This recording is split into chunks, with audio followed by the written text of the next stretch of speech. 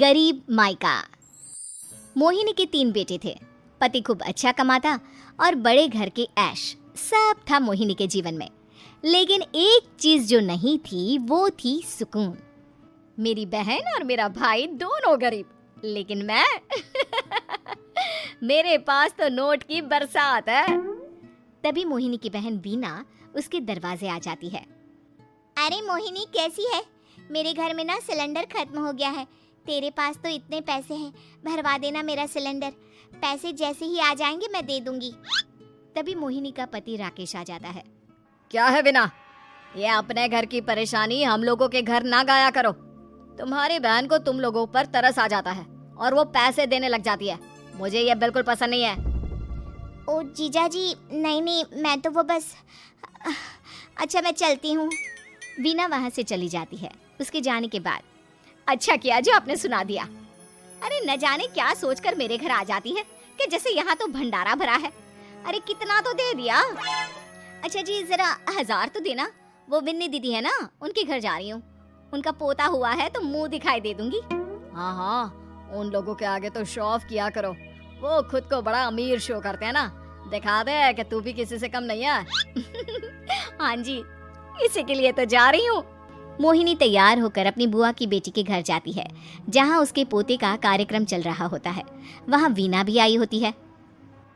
अरे वीना, क्या जरूरत थी यहाँ आने की? तेरे घर पर गैस नहीं है तो वो भरा लेती। क्या करूं मोहिनी, बुआ को बुरा लग जाता नहीं जाती तो। वैसे मेरे पास एक जोड़ा बच्चे का कपड़ा रखा था, वही अपनी चांदी के पायल के साथ देने जा रही हूँ। घर पर गैस थी नहीं, सोचा परिवार यहीं खाना खा लेगा, बाकी सुबह का सुबह देखा जाएगा। मोहिनी को बहन पर दया आ जाती है। वो पर्स से 1000 रुपए निकाल कर दे देती है। ले वीना, लेकिन पैसे वापस कर देना, तेरे जीजाजी हिसाब लेते हैं। मोहिनी भी क्या करती, गरीबी में बहन का सहारा ही उसके जीवन जीने का आधार था। फिर एक रोज, सुनिए, भाई के घर बेटी हुई है, मुझे माँ के पास जाना होगा। अरे उस घर में ना कूलर है ना एसी, कैसे रहोगी तुम?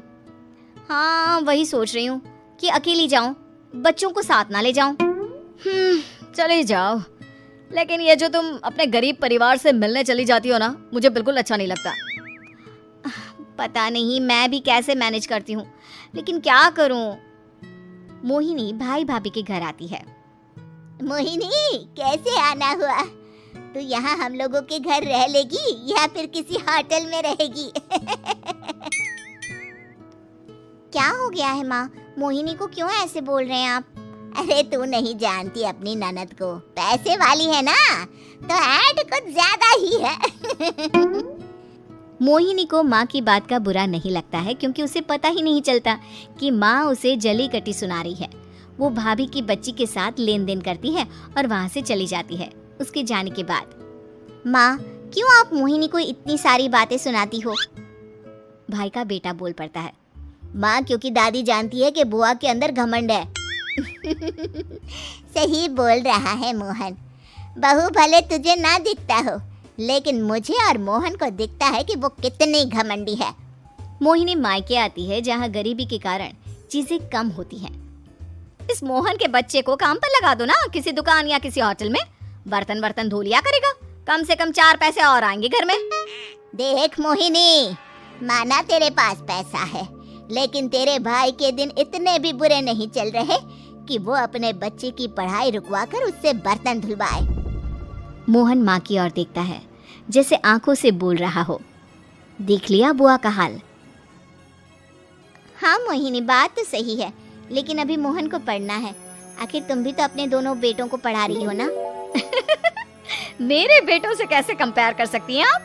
अरे वो तो कलेक्टर बनेंगे। हाँ, कल को वो मोहन को नौकरी में रख लेंगे, क्यों? मोहिनी कुछ दिन और रहकर चली जाती है। धीरे धीरे दिन बीतता है। मोहन बड़ा होता है और कड़ी मेहनत से सफल भी हो जाता है। मोहिनी, माँ के जाने के बाद तो तुमने भाई भाभी के घर जाना छोड़ ही दिया, क्यों? वो क्या है ना, उन लोगों का घर छोटा है, मेरे बच्चे जाना ही नहीं चाहते। पर तुझे क्यों अचानक मायके की बात याद आ गई? यार, मेरा तो मायका है, भाई भाभी है, मेरा तो आना जाना लगा ही रहता है। हाँ, क्योंकि तुझे आदत है ना ऐसे छोटे से घर में और कम पैसे में रहने की। वैसे क्या खबर है आजकल मायके की अपने?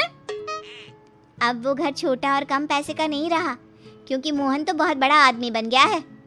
फिर क्या? मोहिनी भाभी को फोन करती है। मोहन किसी बड़ी कंपनी का मैनेजर हो गया है क्या भाभी? क्या ये सच है? हाँ मोहिनी दीदी, अब तो हम लोगों के गरीबी के दिन कट गए।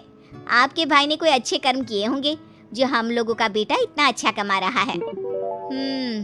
देख लो भाभी, पहले भी आपने कई गलतियां की थी, आप थोड़ा संभल कर चलना। भाभी को मोहिनी की बात समझ में नहीं आती कि वो क्या कहना चाहती है। फिर एक दिन वीना मोहिनी से कहती है, मोहिनी, हमारा भतीजा मोहन अच्छा कमा रहा है, क्यों ना मैं अपने बेटे की नौकरी के लिए उससे बात करूं। अरे बुआ का बेटा है, ये सोचकर मदद तो करेगा ना। हाँ हाँ, क्यों नहीं करेगा, उसके बुरे दिन में तो हम भी खड़े थे। मोहन को वीना फोन करती है और अपने बेटे की मदद करने की बात करती है। हाँ हाँ बुआ, क्यों नहीं, आप सिद्धार्थ को भेज दें, मैं अपनी ही कंपनी में उसकी नौकरी करवा देता हूँ। दिन बीतते हैं, अब वीना के हालात भी अच्छे हो जाते हैं। क्या बात है वीना, तूने भी कार ले ली, वो भी इतनी अच्छी? हाँ मोहिनी, अपने भतीजे के कारण तो हम लोगों के दिन अच्छे हो गए। उसने सिद्धार्थ की नौकरी लगवा दी है, वो भी शानदार। ठीक है, लेकिन पैसे ख्याल से खर्च करना। वो क्या है ना, पैसे आने आसान है लेकिन संभालने मुश्किल। मोहिनी घर पर अपने पति से बात करती है। देखो ना, सबके पास पैसे हैं, एक वक्त था जब मैं ही अमीर हुआ करती थी। लगता है कि ज्यादा दिन नहीं रह पाओगी, मेरी नौकरी को कुछ साल ही बचे हैं और तुम्हारे दोनों लड़के निकम्मे हैं, उन लोगों को बोलो ना कि नौकरी करें। तभी वहाँ मोहिनी के बेटे भी आ जाते हैं। अरे हमें क्या मोहन समझा है जो दिन रात गधे की तरह काम करते रहे। खैर, दिन फिरते हैं और मोहिनी के पति की नौकरी भी खत्म हो जाती है। मोहिनी क्या करे, थोड़े से पैसे में गुजारा नहीं हो रहा है। तो क्या करे, मेरी समझ में कुछ नहीं आ रहा। मोहन को बोलो ना कि वो इन दोनों के लिए नौकरी देखे, जैसे सिद्धार्थ के लिए नौकरी देखी है। मोहिनी क्या कहती, उसे अपने वो दिन याद आ जाते हैं जब उसने भाभी से मोहन को नौकर बनने की सलाह दी थी। क्या हो गया, क्या सोच रही हो मोहिनी?